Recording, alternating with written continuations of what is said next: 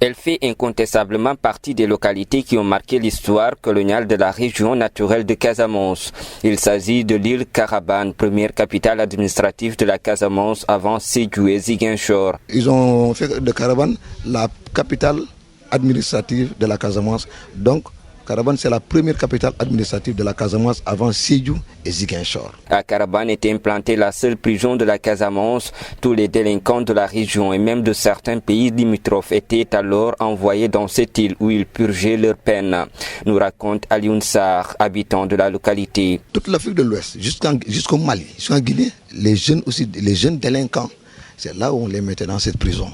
C'est là où on les mettait dans cette prison pour les corriger. Si tu purges ta peine, après on te laisse. Pendant cette période de colonisation, la France avait à Carabane une unité de son armée marine sous le commandement du capitaine Aristide Proté. Ce dernier sera tué à l'aide d'une flèche empoisonnée lors d'une attaque contre le village de Ilol par le fils du roi Boussoumboula.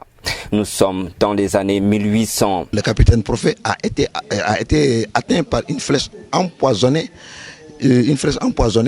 Par le fils du roi Boussoumboula de Hilol. C'était le 9 mars 1861. Il sera sur sa demande inhumé, embaumé avec son chien et sa flèche à Carabane, faisant face à son ennemi. Quand il s'est senti vraiment atteint, il a été précis, il dit même si je meurs, je préfère être enterré debout et faire face à l'ennemi. Cause pour laquelle Proté est enterré et embaumé, il y avait une lucarne, on le voyait, et il faisait face aux îles Caronne. Voici l'histoire de Proté. Plusieurs siècles passés, Carabane garde encore le même visage. La localité manque presque de tout. Pas d'eau potable, ni d'électricité, encore moins d'infrastructures sociales de base. Nous n'avons pas d'eau douce. Il faut aller à 3 km du village pour avoir de l'eau douce. Ça, c'est en matière d'eau. Parce que dans le village, l'eau est saumâtre, parce que nous sommes entourés par la mer. Et aussi, nous avons des problèmes d'énergie. Il n'y a pas d'électricité, il n'y a pas de courant.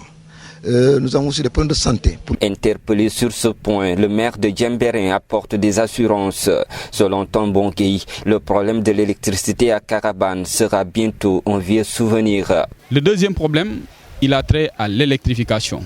Nous étions venus aujourd'hui rassurer les populations pour leur dire que cette question-là préoccupe au premier chef l'État du Sénégal. Parce qu'avec laser, un programme de laser, il y a déjà les poteaux qui sont entreposés à Diembéring, les câbles également, pour l'alimentation en électricité des populations de Carabane. Malgré toute sa célébrité, l'île Carabane risque de disparaître de la carte géographique du Sénégal si toutefois rien n'est fait. La localité est depuis quelques années fortement menacée par l'érosion côtière. Et je pense qu'en quelques années, Carabane va disparaître de la carte du Sénégal. Carabane va disparaître de ce monde. Parce que l'avancement de la mer que je commence à constater, ça fait pratiquement presque 60 ans que je suis là. Et si je me souviens, là où on joue au football à la plage, dans tous les sens, je vois que la mer a beaucoup pris. Cette érosion a été accélérée depuis la construction du ponton.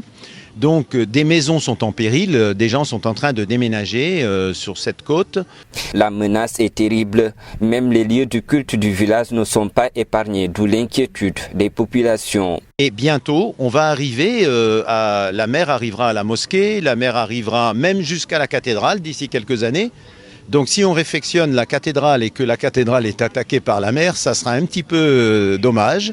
Pourtant, des solutions existent pour sortir Carabane de cette situation. Selon le professeur Patrick Chevalier, il suffit juste d'une dépense raisonnable pour tranquilliser la zone. L'érosion va s'arrêter. Si on arrive à ensabler l'entrée du Bolong, c'est toute la zone de la mosquée jusqu'au terrain de football qui sera à ce moment-là tranquillisée. Donc c'est une dépense raisonnable pour un résultat très important. Ainsi, les autorités de l'État central sont interpellées afin d'aider cette île de Carabane de faire face à l'avancée terrible de la mer qui constitue une vraie menace chez les populations.